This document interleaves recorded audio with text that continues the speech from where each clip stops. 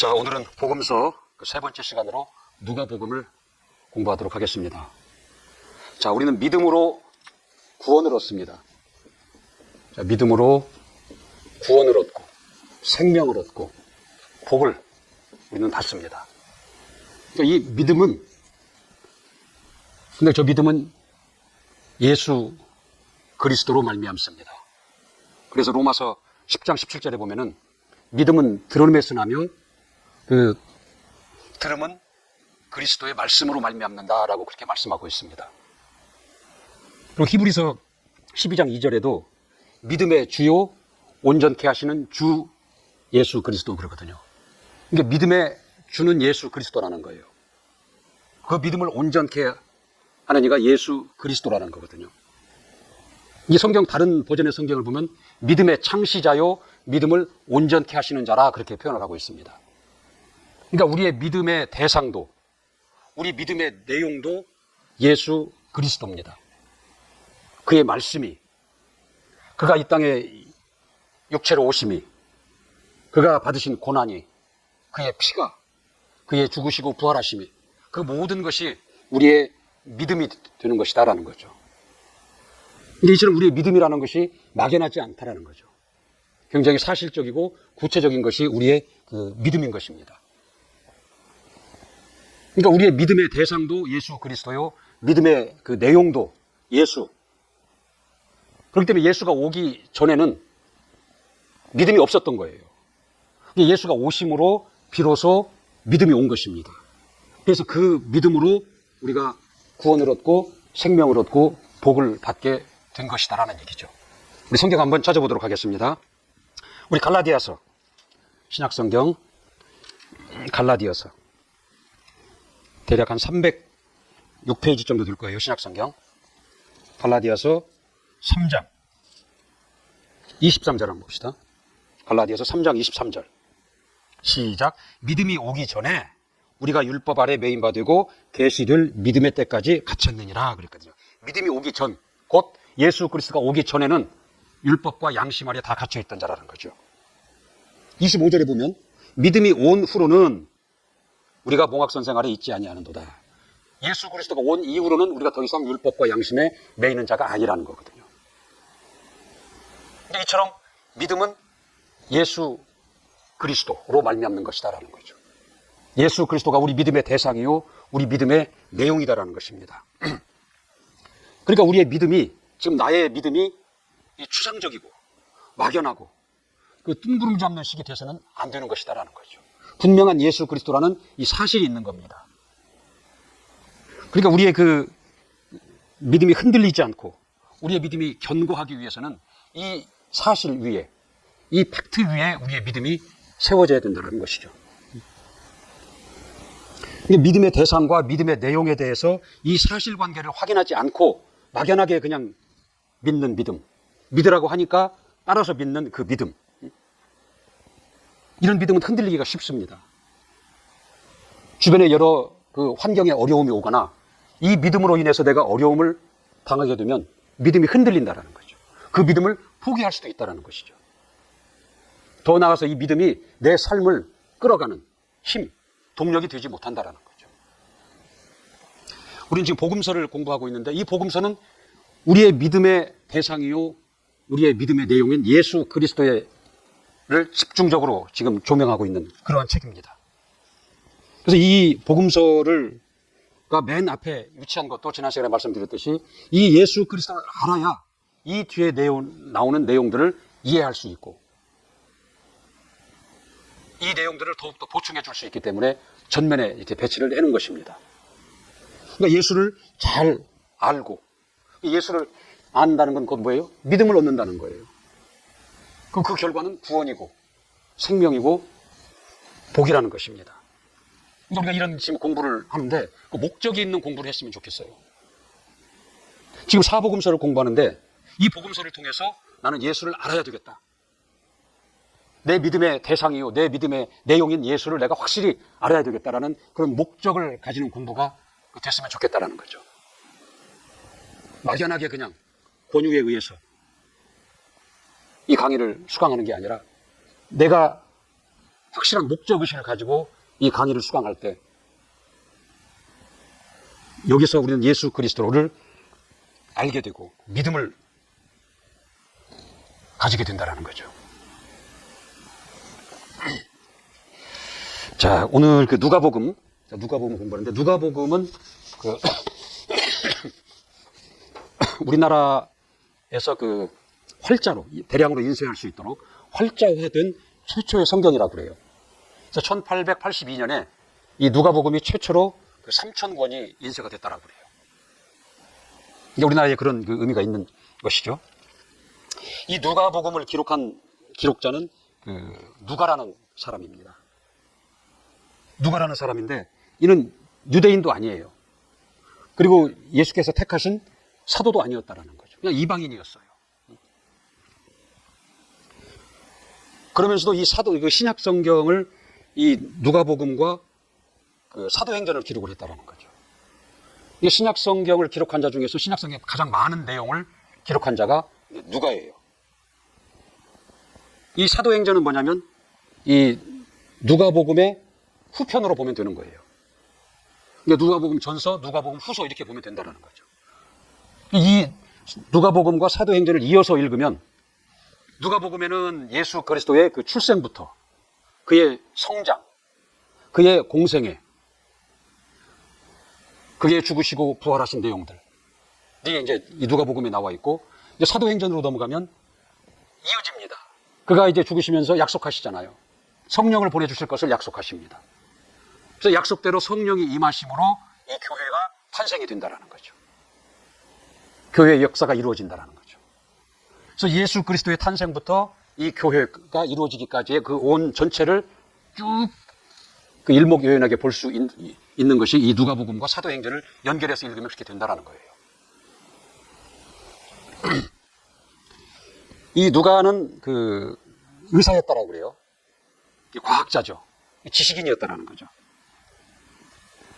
근데 이 복음서를 기록한 앞에 마태, 마가, 누가를 보면은 이 복음서를 기록한 자의 그 직업, 그가 하는 일에 대한 그 특성이 나타난다라는 거죠.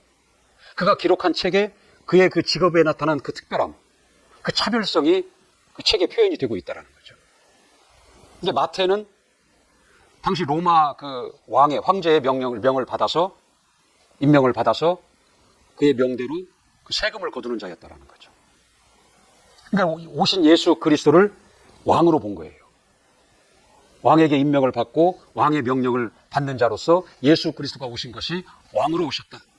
그렇게 그런 그 관점으로 보고 기록을 했다라는 거죠. 반면 그 마가는 그 베드로의 그 수종자였다고 그러잖아요. 자기 주인을 섬기는 자였어요. 자기를 낮추고 자기를 희생하고 자기 주인을 섬기는 입장이었다는 거죠. 그래서 예수 그리스도를 보는 관점이 종으로 오셔서 희생하시는 예수 그리스도. 그래서 인류를 구원하시는 예수 그리스도.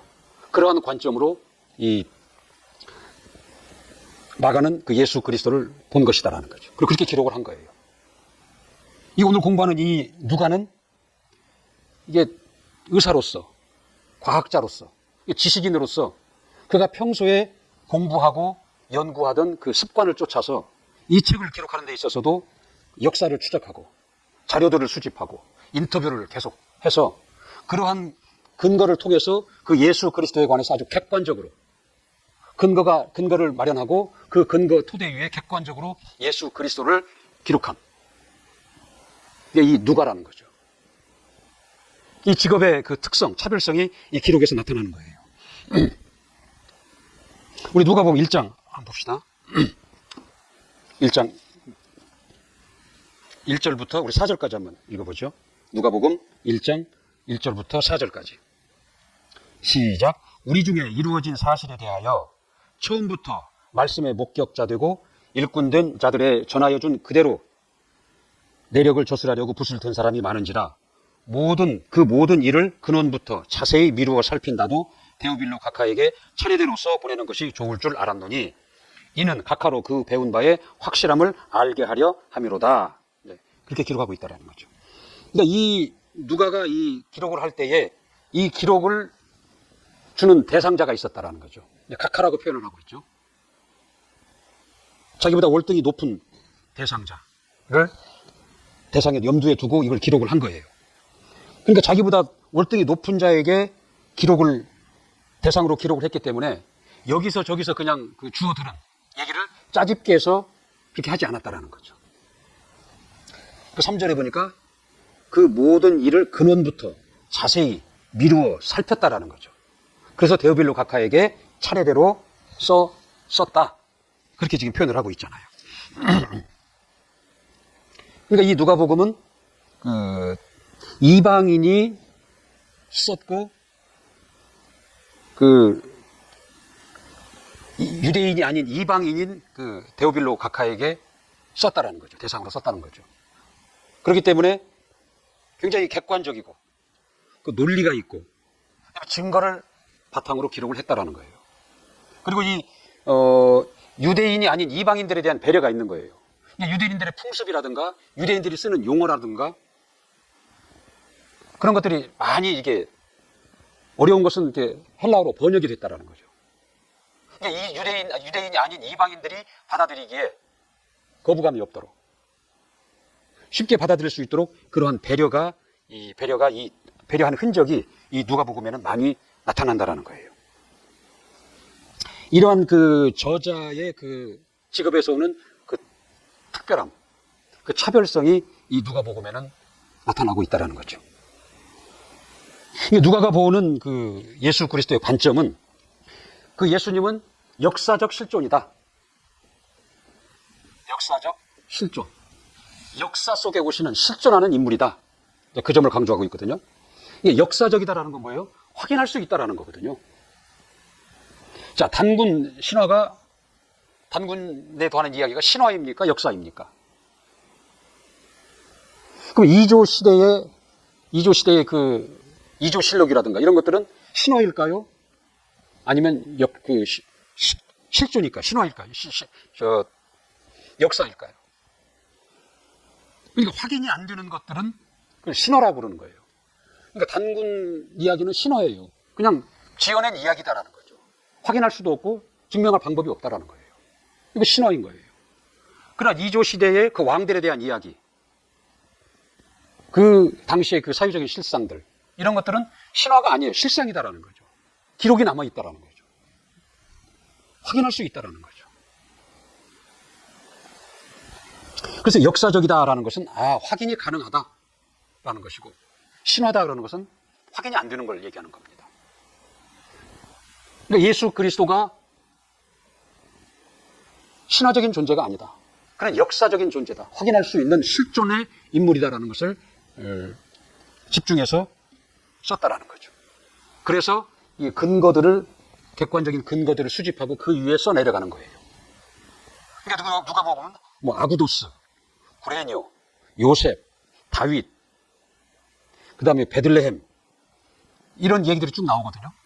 그러니까 이게 뭐냐면 그 당시에 로마 황제가 누구였냐, 그리고 그 지역을 다스리던 총독이 누구였냐, 그리고 그가 어느 가문에 속해서 출생해서 호적에 올라갔느냐, 그리고 그의 출생지가 어디에 있느냐, 그러니까 이런 것들을 그 이름을 기록하고 거기다 적어놓고 그 출생지를 적어놓고 족보를, 그의 가문을 거기다 적어놓음으로 인해서 예수 그리스도가 역사적인 존재였다, 실제로 확인이 가능한 존재였다는 것을 알리고 있다는 거죠. 그러한 관점으로 누가 예수 그리스도를 기록했다는 거죠. 실제로 예수 그리스도의 출생 기록이 지금 있고 예수 그리스도의 그 재판 기록이 있는 거예요. 이 역사 속에 실존 인물로 오신 분이다라는 거죠. 그러니까 예수 그리스도가 오시기 전에 호적이라는 제도가 생긴 거예요. 이건 우연이 아닌 거예요. 후대에 오늘날 우리와 같은 사람들에게 예수 그리스도가 신화적 존재가 아니라 실제로 역사 속에 오셨다라는 것을 남겨놓는 거라는 거죠. 그래서 예수 그리스도 오시기 전에, 얼마 전에 호적이라는 제도가 생긴 거예요. 그래서 그 제도에 따라서 예수 그리스도가 호적을 한 거잖아요. 그러니까 이 문자라는 것도 그렇고 이름이라는 것도 그렇습니다. 이게 사람이 먼저 쓰고 있는 이름, 사람이 먼저 쓰고 있는 이 문자, 책, 이것을 하나님이 빌어다 쓰는 것이 아니라 이미 하늘에서는 생명책이라는 것이 있었다라는 거죠. 기록이 있다라는 거죠. 하나님의 이름이 있었다라는 거죠. 그래서 그것을 우리 인간들이 그 개념을 받아들일 수 있도록 미리 준비를 한 거예요. 그래서 사람들이 이름이라는 개념이 무엇이다라는 것을 알게 하는 거예요. 서로 이름을 부르고 짐승도 이름을 붙여서 부르게 하고 그 이름의 의미를 알게 한 거라는 거죠. 또 이 글자와 이 기록이라는 의미도 알게 한 거예요.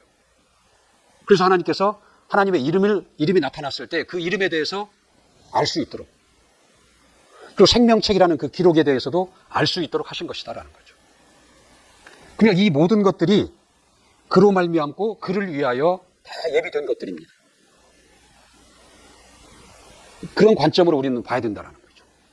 그러니까 인간이 쓰고 있는 것, 인간이 활용하고 있는 것, 인간의 지혜를 하나님이 그것을 빌려다가 쓰신 것이 아니라 그렇지 않다라는 거죠. 그러니까 예수 그리스도는 이 호적과 재판 기록이 남아있는, 현재도 남아있는 그러한 그 역사적인 실존 인물이다. 그리고 그걸 누가는 이 누가복음에서 기록을 하고 있는 거예요. 객관적으로. 그리고 또 다른 관점은 뭐냐면 예수 그리스도는 사람이다. 그는 하나님이시지만 사람이다. 참 사람이었다. 예수 그리스도의 인성을 강조하고 있어요. 그래서 그 다른 복음에는 없는 그 예수 그리스도의 그 유아기 때의 기록이 남아있어요. 그 태어난 지 8일 만에 할례를 받았다는 이야기. 그가 12살에 그 예루살렘 성전에 가서 그 선생들과 그 토론한 그런 이야기. 그래서 그가 자라면서 지혜와 키가 자랐더라. 그가 자라며 강하여지고 지혜가 충족하며 하나님의 은혜가 그 위에 있더라. 예수 그리스도의 그 인성, 예수 그리스도의 그 성장 과정을 자세히 기록하고 있다는 거죠.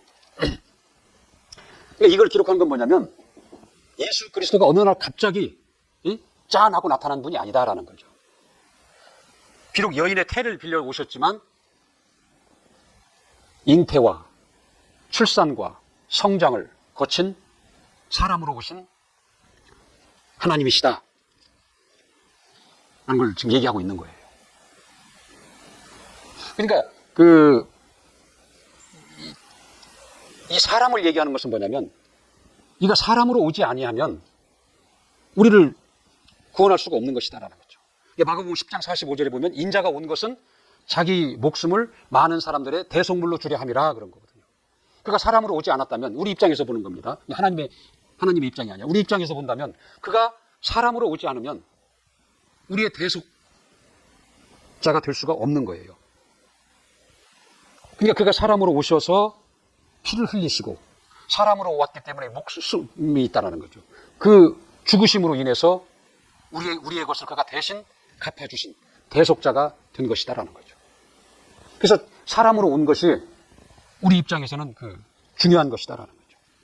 그가 말씀이 육신이 되어 왔다 그랬잖아요. 이제 말씀이 육신이 되어 왔다라는 것은 말씀이 영이로 계셨던 분이 육신을 입고 오셨다라는 것은 곧 피를 가지고 오셨다. 그의 목숨을 가지고 오셨다. 살을 입고 오셨다.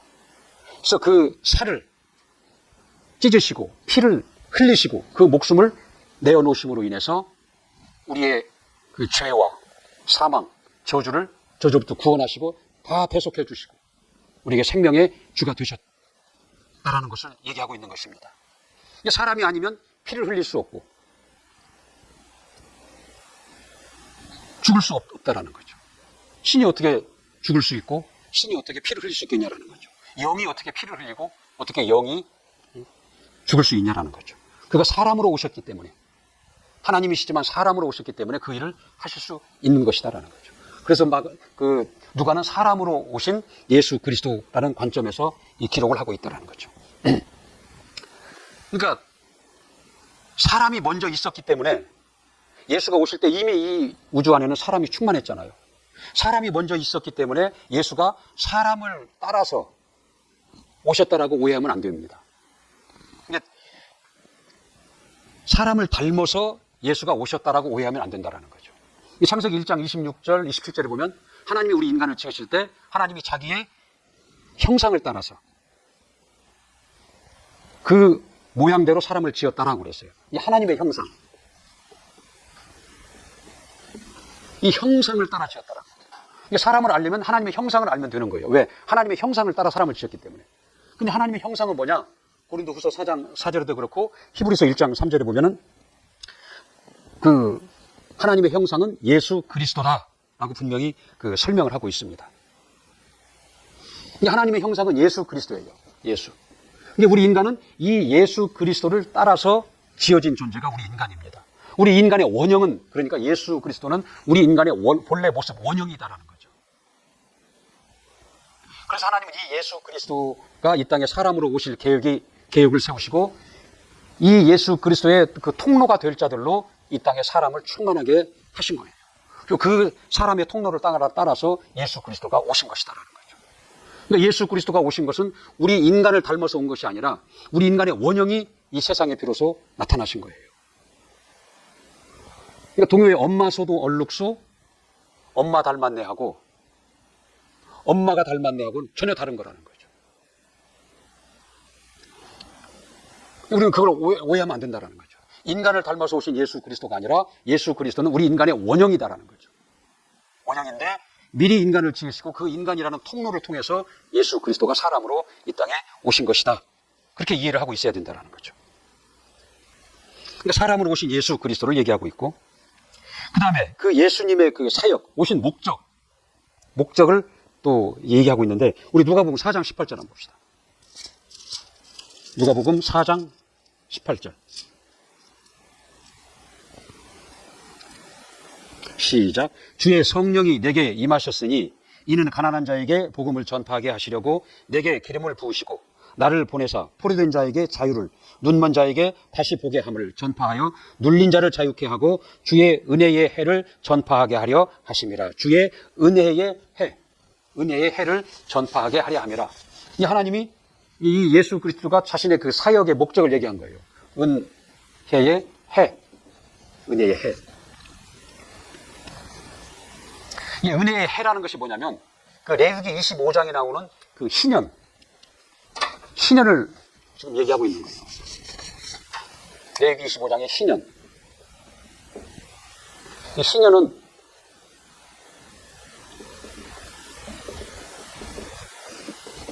이게 쓰거든요. 이 시자가 뭐냐면 그 경사스럽다, 경사가 났다. 그 경사스러운 희자예요. 이건 이제 해년자고. 이게 희년이거든요. 이게 은혜의 해. 이 해자는 이 해년자, 그 한 해, 두 해 할 때 그 해를 얘기하는 겁니다. 이 햇빛 해가 아니라. 이게 은혜의 해라는 것은 이 희년을 지금 그 얘기하고 있는 건데, 희년이 뭐냐면 이스라엘 사람들은 그 첫날부터 6날을 지나서 7째 날이 될 때를 그게 안식일이다 그렇게 얘기를 합니다. 그 1년부터 시작을 해서 6년이 지나서 7년째 되는 해를 안식년이다 그렇게 얘기를 합니다. 그리고 안식년을 7번이 지나면 이게 49년이 될 거 아니에요. 그 다음에 50년이 되는 해, 이 해를 희년이다 그렇게 얘기를 하는 거예요. 50년만을 주기로 한 번씩 돌아오는 게 그게 희년이거든요. 그러니까 레위기에 나오는 그 희년은 뭐냐면 그 말 그대로 이게 경사스러운 해가 되는 거예요. 이게 가난 때문에 어쩔 수 없이 노예로 팔려간 자들도 있고, 가난 때문에 자기 재산을 빼앗긴 자들도 있다는 거죠. 그럼 이 희년이 되면은 그 노예로 팔려간 자들을 다시 풀어주는 거예요. 그 빼앗긴 것을 다시 돌려주는 것이다라는 거죠. 이게 희년이에요. 그러니까 이 희년이 되면 다시 자유를 얻게 되는 거예요. 회복을 한다라는 거죠. 회복과 그 자유를 얻는 해, 희년, 그런 의미거든요. 그래서 예수 그리스도는 은혜의 해. 이거 뭐라고 그랬어요? 나를 보내사 포로된 자에게서 자유를, 눈먼 자에게 다시 보게 함을 전파하며 눌린 자를 자유케 하고 주의 은혜의 해를 전파하게 하려 하심이라. 그랬다라는 거죠. 그러니까 이스라엘의 이 희년이라는 것은 예수 그리스도의 은혜의 해의 비유를 미리 설명한 거예요. 그러니까 예수 그리스도로 말미암은 그 영적인 구원, 자유, 회복, 이게 은혜의 해라는 거죠. 이게 이스라엘의 희년이라는 것은 육체가 노예에서 풀려나고 자유를 얻잖아요. 그리고 빼앗겼던 재산을 다시 땅이라든가 집을 다시 회복을 한다는 거죠. 육체에 관련된 것이었다면 예수 그리스도, 그 은혜의 해가 된 것은 영적인 것이다라는 거죠.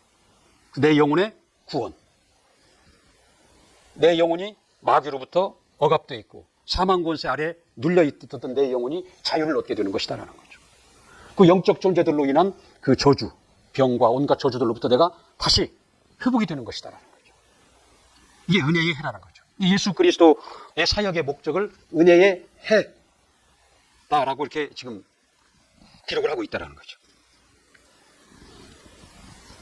예수님이 이게 자신의 지금 사역을 여기 기록을 했는데, 영혼의 자유를 주고, 은혜의 해라는 건 영혼의 자유를 주고, 영적 존재들인 귀신을 쫓아냄으로 인해서 병과 눌림에서 자유하게 하는, 그걸 말씀하고 있다는 거죠. 그래서 말라기서 4장 2절에 보면, 내 이름을 경외하는 너희에게는 의로운 해가 떠올라 치료의 광선을 발하리니 요한간에서 나온 송아지와 같이 뛰리라 그랬어요. 의로운 해, 예수 그리스도.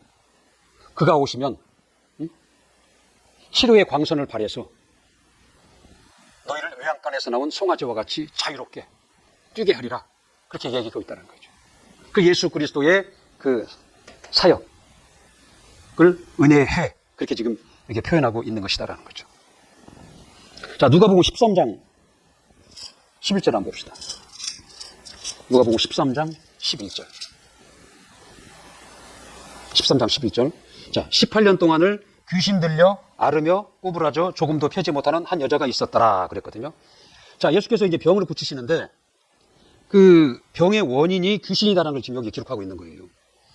순서대로 되어 있어요. 이 누가가 그 의사라는 게 이런 데서 이게 지금 우리가 엿볼 수 있는 거예요. 첫 번째, 귀신 들렸다라는 거죠.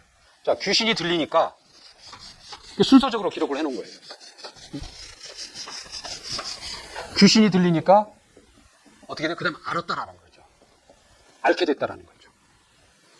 앓고 난 뒤 어떻게 됐어요? 꼬부라졌어요. 꼬부라져 그랬거든요. 이제 귀신 들리니까 앓게 되고, 앓고 나니까 결국은 꼬부라졌더라 그러잖아요. 우리가 그러잖아요. 얘가 언제 열병을 앓고 알았는데, 앓고 난 뒤에 이런 증상, 이런 불구가 나타났다. 이렇게 흔히들 얘기를 하잖아요. 그러니까 우리가 눈에 보이는 것은 앓는 것만 나타나는 거예요. 열이 나고 아프고 고통스럽고. 그리고 그 결과로 나타난 꼬부라진 현상만 우리 눈으로 확인할 수 있다는 거죠. 그러나 그 이면의 원인은 뭐예요? 귀신 들려 이렇게 되었다. 이 누가는 의사답게 이렇게 원인부터 그 과정을 소상하게 기록하고 있다는 거죠. 근데 예수 그리스도가 은혜의 해가 되셨다는 것은 영적으로 이게 눌려있는 마귀, 그의 수하인 귀신에게 눌려서 병든 자들, 저주를 받고 있는 자들에게서 이 마귀와 그의 수하에 있는 귀신들을 쫓아냄으로 인해서 거기서 해방되고 자유를 얻게 하는 것이다.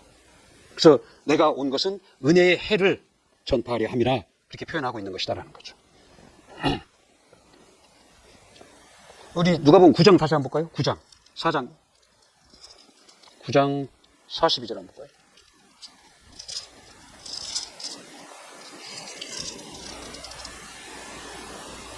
(9장 42절) 자, 올 때에 귀신이 거꾸로 때리고 심한 경련을 일으키게 하는지라 예수께서 더러운 귀신을 꾸짖으시고 아이도 낫게 하사 그 아베게도 도로 주시니 그랬거든요. 그러니까 이 아이의 그가 지금 귀신이 거꾸로 때리고 심한 경련을 일으키게 했다라는 거예요, 귀신이. 그러니까 어떻게 해요? 예수께서 더러운 귀신을 꾸짖으시고 귀신을 쫓아내시니까 결과로 뭐예요? 아이가 나았다. 지금 그 얘기거든요. 근데 이 병의 원인을 우리는 눈에 보이는 바이러스, 눈에 보이는 이런 그 균, 이런 것들을 우리는 본다라는 거죠. 근데 그 이전에 먼저 있는 원인에 대해서는 모르는 거예요. 근데 누가는 이 성경에서 그걸 기록하고 있다라는 거죠. 귀신이 그 원인이 되고 있고, 그로 인해서 이러한 균, 이러한 눈에 보이는 현상들이 나타나고 앓게 되고 그러한 현상이 나타난다. 11장 14절 하나만 더 봅시다. 누가복음 11장 14절. 11장 14절. 예수께서 한 벙어리 귀신을 쫓아내시니 귀신이 나가매 벙어리가 말하는지라 무리들이 기이 여겼더라. 자, 벙어리 귀신을 쫓아내니까 귀신이 나갔어요. 귀신이 나가니까 벙어리가 말을 했다라는 거죠. 이게 벙어리가 된 그 원인이 귀신이었다라고 지금 얘기하고 있는 것이잖아요. 이게 의학적으로 보면은 시신경이 그 사람 마비가 된 거예요. 시신경이 끊어졌거나 문제가 있다라는 거예요. 의학적으로 살펴보면. 근데 예수께서는 이걸 영적으로 보인 거예요. 영적 존재인 귀신, 그가 원인이 됐다라는 거죠. 그래서 그를 쫓아내니까 회복이 됐다라는 것이다라는 거죠. 그러니까 예수 그리스도의 그 사역을 이 은혜의 전파의 해, 그걸로 그쪽 관점으로 봤다라는 거예요.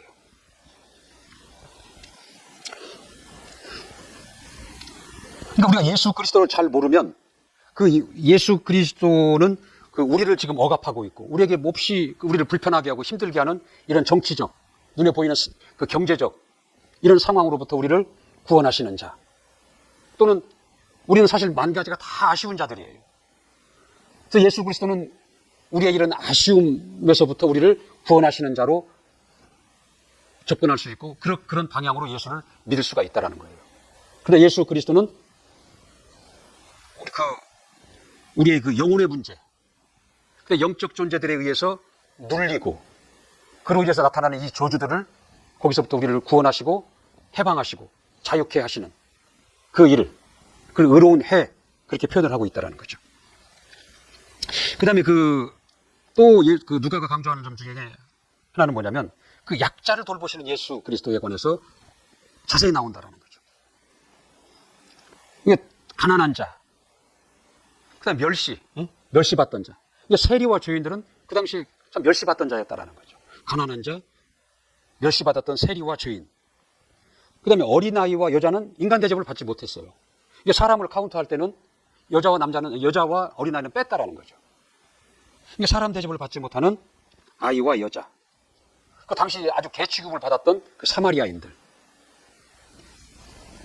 그 다음에 그 남편을 잃어버린 과부들. 이러한 자들을 불쌍히 여기신 내용들이 많이 나오고 있어요. 이거 뭐냐면 예수님의 그 복음의 그 보편적 사역을 얘기하고 있는 거예요. 그러니까 예수 그리스도로 말미암은 이 복음은 어느 특정 계층, 어느 특정 지역에 그 한정된 그 사람들에게, 그 지역에 있는 사람들에게 한정된 것이 아니라 누구에게나, 어디 사는 자에게나, 있는 자에게나 없는 자에게나, 남녀나 노소나 누구에게 다 해당이 되는 복음이다라는 걸 지금 얘기하고 있는 거예요. 이게 복음의 그 보편성을 얘기하고 있는 것이다라는 거죠. 보편성. 이게 보편성이라는 것은 어디나 해당이 되고 누구에게나 해당이 될 때 그걸 보편적이다 그렇게 얘기를 하는 겁니다. 그러니까 예수 그리스도의 복음의 보편성을 누가는 강조해서 기록을 하고 있는 거예요. 자, 우리 1장 다시 한번 볼까요? 누가복음 1장으로 다시 한번 넘어가 봅시다. 누가복음 1장 4절. 시작. 이는 각하로 그 배운 바의 확실함을 알게 하려 함이로라. 각하로 하여금 그 배운 바의 확실함을 알게 하려 함이라 그랬거든요. 근데 어찌 보면 이 각하는 각하인데, 근데 이 사람은 예수 그리스도를 아는 자였죠. 안다라는 거죠. 예수 그리스도를 믿은 그리스도인이라고 추정할 수도 있는 거예요. 그런데 그 배운 바가 확실하지 않은 거예요. 흔들리는 거예요. 자기 믿음에 대해서. 자기 믿음에 대해서 자꾸 흔들리고, 자꾸 시험에 든다라는 거죠. 그래서 누가는 그를 대상으로 해서 그가 배운 바의 그 확실치 못함을 확실하게 알게 하려 함이라라고 이 누가복음을 기록한 목적을 썼다라는 거죠. 누가복음의 기록 목적이라는 거죠.